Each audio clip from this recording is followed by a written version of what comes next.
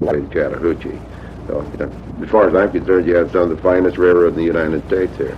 Spence's line would suffer one more major rail disaster here, as we all know later in this program. On June the 21st, a big bang was heard in Jay, and another Empire Gas Company outlet was in trouble. Here to tell people to stay out of Jay. Don't have any business, stay out of it. And we've got fire trucks running everywhere in St. Louis County up there to bring white water. All right. Have there been any injuries or fatalities reported? Got one injury so far. He's burned. I don't know how bad. We just took him to Jay Hospital. To be truthful, this time Empire Gas had no further problems with its bulk loading facility in Jay, inasmuch as it blew up. There was nothing more to worry about, one minor injury. Santa Rosa Sergeant Paul Pridgeon noted conditions under control by early afternoon. At this time, several tanks, the smaller tanks, is burnt and exploded. We still have a fire going there. We also understand that we've had one house is burnt and several houses in the immediate area that are damaged from the explosion and the fire. In Pensacola on July the 3rd, the explosions weren't of Richter magnitude, but rather were popping cans of food as the Barnes Pace Boulevard supermarket went up in $350,000 worth of smoke. Right now we've got lines laid, water on it, and we're tied to another hydrant. Although the parts of the roof have fallen, construction is not much to be asked for in it, and part of the roof has fallen in the center that's going to hamper getting water on the blaze.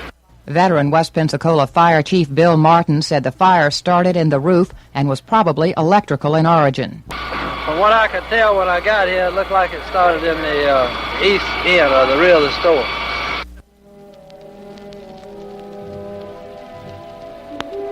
But the big disaster, the major news story of 1979, was one that could be charted, watched, investigated, but not averted.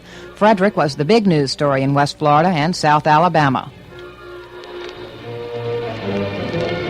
Hurricane warnings are in effect along the southeast coast of Florida, from Palm Beach southward through the Keys to Marathon. A hurricane watch is in effect north of Palm Beach to Cape Canaveral, and a hurricane watch continues for the lower Keys west of Marathon to Key West. Actually, the storm scenario began with David. A hurricane that formed in the tradition of major storms in the South Atlantic took on power as it moved west toward the out islands of the Caribbean. Has confirmed the northwest course toward southeast Florida. Therefore, all residents in the area of hurricane warnings should take immediate action and ensure that all precautions are completed by sunset today.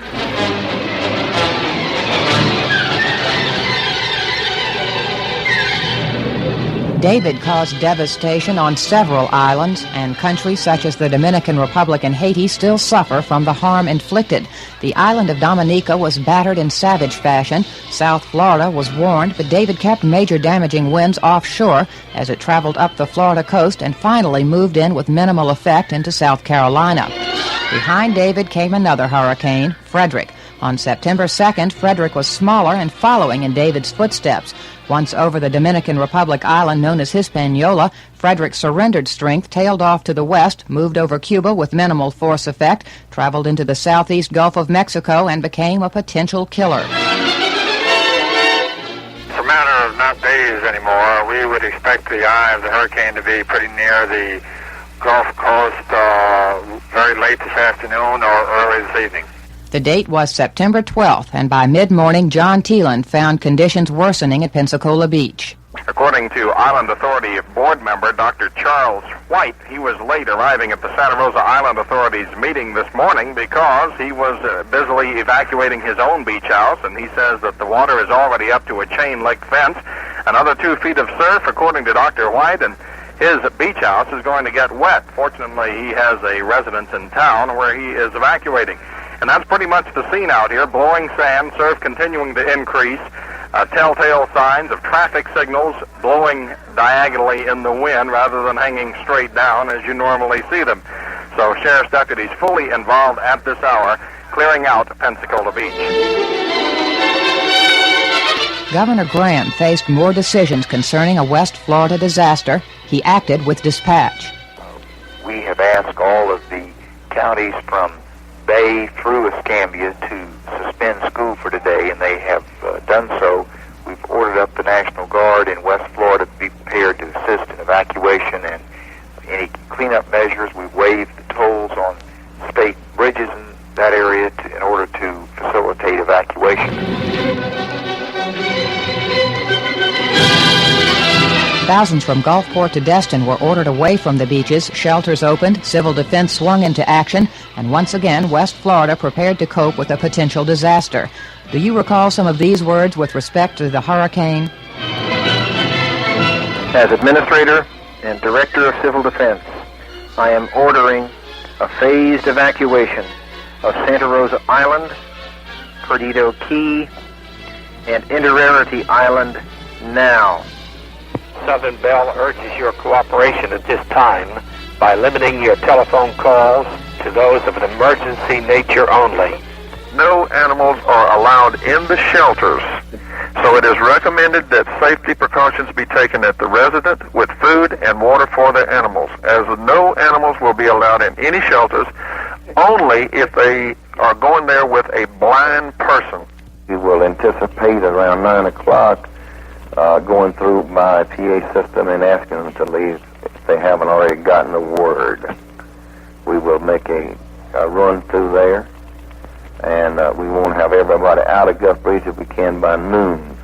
As Administrator and Director of Civil Defense, I am ordering a phased evacuation not only of Santa Rosa Island, Perdido Key, and Inverarity Island, but also of Inverarity Point and areas in the city of Pensacola, south of Wright Street, from 17th Avenue and the Bay Bridge on the east side to A Street, and west of all areas south of Barrancas Avenue.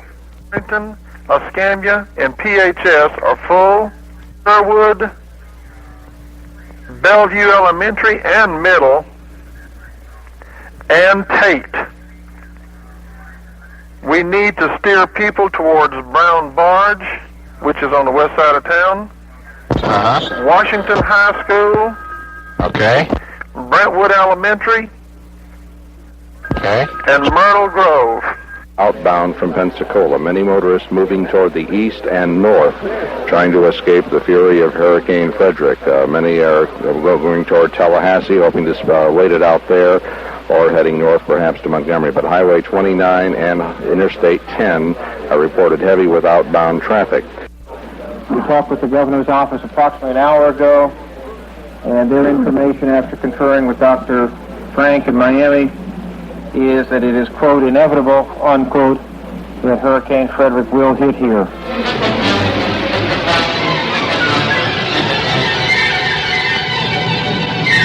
You're listening to 1979, the year's news in review, a presentation of WCOA News.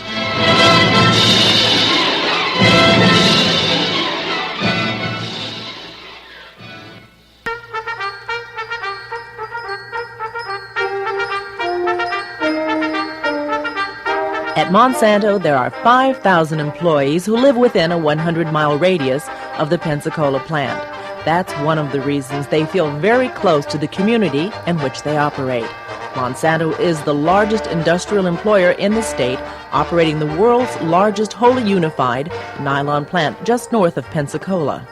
This year, they announced 2 new major expansions, one in the existing product line and one in a new non-nylon line. Monsanto's growing with the area.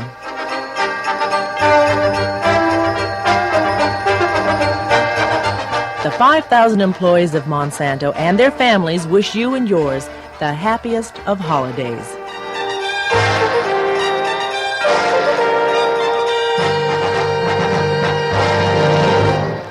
A little history concerning hurricanes. Pensacola was last visited by a storm bearing hurricane-force winds back in 1956. Flossie was her name, and her major force was exerted in Louisiana. Pensacola's worst storm was in 1926, when tides of up to 15 feet were recorded in Blackwater Bay near Milton. Perhaps the worst year for storminess was 1916, when 2 hurricanes hit the city of Five Flags, And as this latest storm bore down on Pensacola, sunset came, evacuation was completed, and residents tuned to radio to keep abreast of developments. You heard these words during that night as 96 miles per hour winds gusted through Pensacola. WCOA Radio, good evening, sir.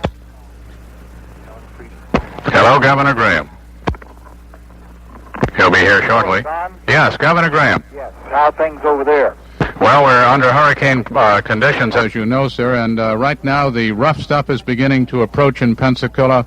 There are hurricane-force winds on land. There are tides better than 4 feet above normal, but the evacuation has been complete. There are relatively few injuries, and a remarkable job has been done by civil defense, both at the local and state level. Great.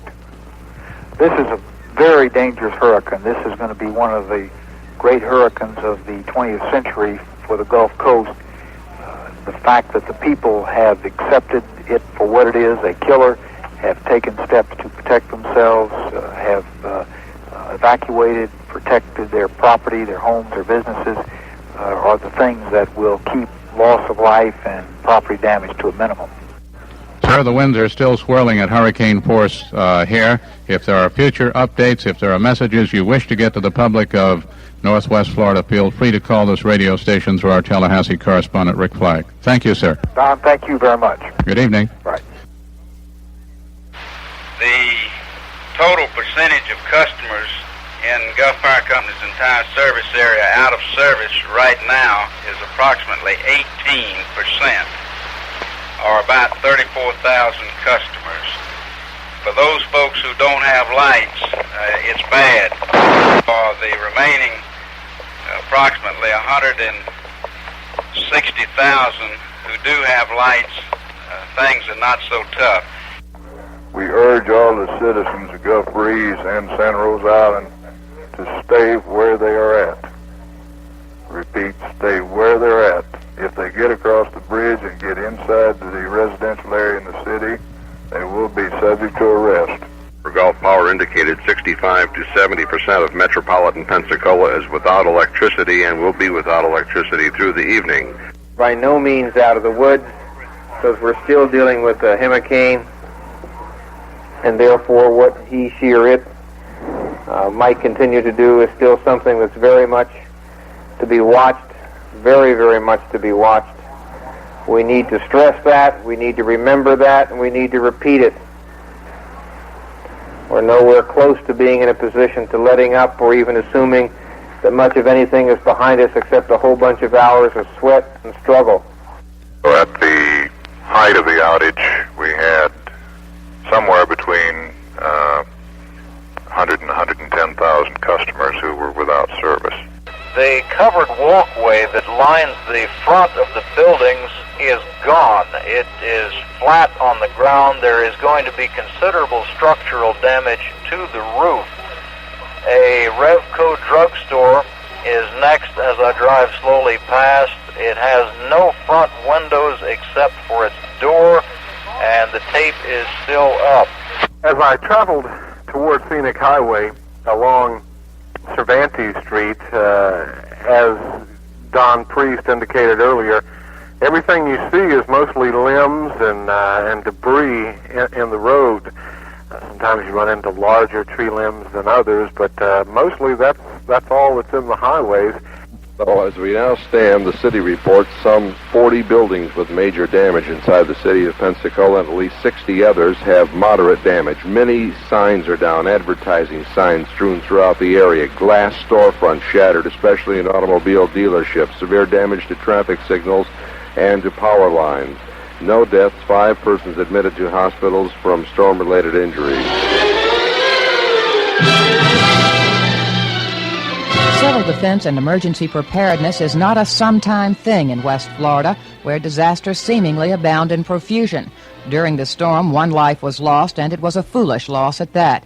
Otherwise, no injuries, and around midnight, WCOA's news people, feeling the worst of it might be over, ventured forth. They found that Barrancas Avenue was open, the Bayou Chico drawbridge survived and was passable, those routes to downtown were open, and even advertising lights were on in the downtown area. The shocking thing of it all is downtown Pensacola, which was evacuated what time?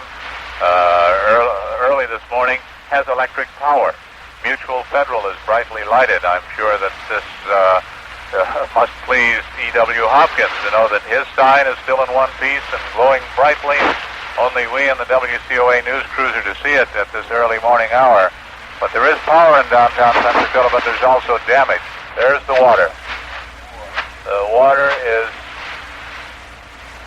No, just a moment here. No, just a second. There is no water on Palafox and Maine. We are down by Traders. And Traders looks like it was hit by a hurricane several years ago. We are down by Municipal Auditorium. There's a lot of foam blowing up. Now we're running into a little water, I believe. Not much. We're down at the parking lot. Hold it. Yes. And it is breaking over the seawall at Municipal Auditorium. So with that, we will pull a 180 and tell you that Municipal Auditorium's parking lot and approaches has plenty of water on it, but it could have been far worse. Our earlier report about sections of downtown being on regular power must now be updated. They lost it. Downtown is completely dark now. The first really major piece of damage is reported at Kirschman's Oasis. And Kirschman's looked like the roof was in and the front was out of the Kirschman furniture store. Gulf Power is dark. How dare they be dark? But they are. Gulf Power does not have any power whatsoever. A huge sycamore down on West Gordon Street by the railroad engine. We're moving north on Pace Boulevard now, and is indeed a testament to Pensacolians. We see few, if anybody, on the streets, and well, they should stay off. There's a lot of debris. In fact, we ran into two city policemen, and they ran afoul of a flat tire, and as one officer put it, not much AAA out here tonight, so we're replacing it ourselves. Floating, is that an American flag? Right. The flag at Faith Investment is torn to tatters and is still blowing in the breeze, however. Rains have generally subsided, although right now there's a little foam being blown on the windshield. Hurricane Frederick, after effect, one death. Her name, Mary Ann Dickerson, age 24, a nurse, hometown, Mobile.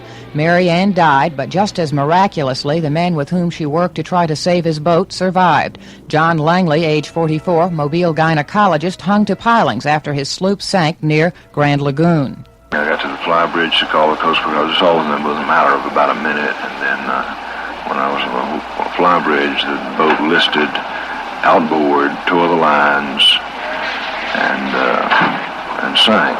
Then came the sunrise and the preliminary assessment. While it might have been far worse in West Florida, it was not as bad as it might have been, but there were some who dispute that broad generality. It's everything I own. If I had known that it was going to be like this, I mean, I packed up stuff like my stereo and TV and that kind of thing, but if I'd known it would been like this, I'd packed everything. Because my refrigerator's in my backyard. It ripped my vacuum cleaner out from the walls. I don't have any walls left. There would be those who charged that hasty evacuation orders prevented seaside residents from saving their property. About 11:30, they closed the beach when they heard the hurricane was coming. Right. This left a good 4 hours still where people could be evacuating, could be clearing out furniture or personal belongings of any type, and they refused to allow even the residents to go onto the beach after 11:30 yesterday. But who can predict the vagaries of a severe storm? In Mobile, it was a far different and disastrous story. Cameraman Bob Smith recalls what happened to him.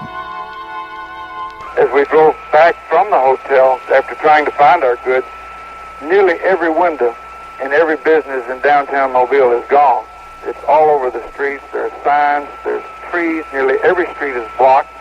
The storm struck on a Wednesday night. By Friday, the sun was shining, and it was a brilliant summer's day for Pensacola. President Carter was concerned with the Gulf Coast, and he came to Mobile and to Pensacola. My reports have shown, and my observations have also proven to me, that this is perhaps even more a destructive hurricane than was Hurricane Camille 10 years ago, when about 250 people lost their lives.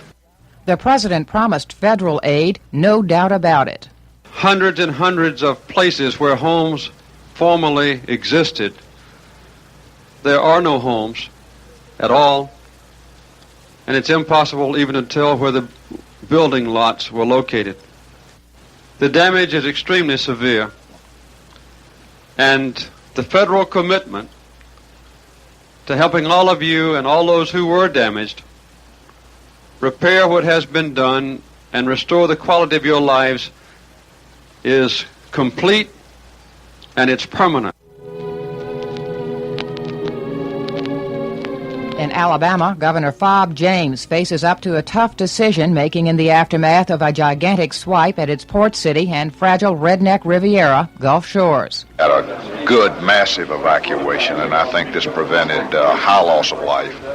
Now it's a matter of rebuilding, and we've started that. We have the state troopers and National Guard in. There's always a threat of looting. It won't be tolerated in Alabama, and I'm sure Governor Graham won't tolerate it in Florida either. And news director Don Priest took to the air, literally, to describe what he saw as his Cessna 152 made a pass down Santa Rosa Island to Gulf Shores, Fort Morgan, and Dauphin Island. The road leading from Pensacola to Gulf Shores, Alabama, no longer exists. I see vehicles making their way along the roadway, but the roadway is now the beach. From the ecology standpoint, the most tragic damage that we witnessed from the air is the fact that the beautiful dunes have been completely leveled. So no more will there be an argument as to whether dune buggies can traverse the dunes. There are none. It looks like Biloxi 10 years ago, except there was more of Biloxi than there was to Gulf Shores. There was more to destroy. It looks as if a giant hand has come ashore, wiped down the dunes, carved new fingers of inlets into the intercoastal waterway, and then flicked away at some buildings, destroying some completely, touching others partially, while leaving some virtually untouched, at least from the air. There's a new channel cut to the west by the action of the hurricane, which also deepened the channel around Perdido Key. And so the storm giveth and the storm taketh away. Again, the administrative expertise of one man shone brightly, and honors were bestowed upon County Administrator and Civil Defense Chief Rod Kindig by the Chamber of Commerce. I really want it clearly understood that this is being accepted for the 239,000 citizens of Escambia County and for the hundreds and hundreds of people whose names I'm not certain we could ever completely list that made such a difference and allowed all of us to be here. And most of all, I think there is no way that we can ever truly appreciate how fortunate we have been except by remembering it in our daily lives. I thank you. It is now several months removed from Hurricane Frederick, but vestiges of the storm are still so apparent. Beach roads are closed, and as you drive to Pensacola Beach and reach the top of the Sykes Bridge, look. Note that what used to be rolling sand dunes to the west are now only a thin white line, only inches above mean high tide. God giveth, and God taketh away. You're listening to 1979, the year's news in review, a presentation of WCOA Radio News.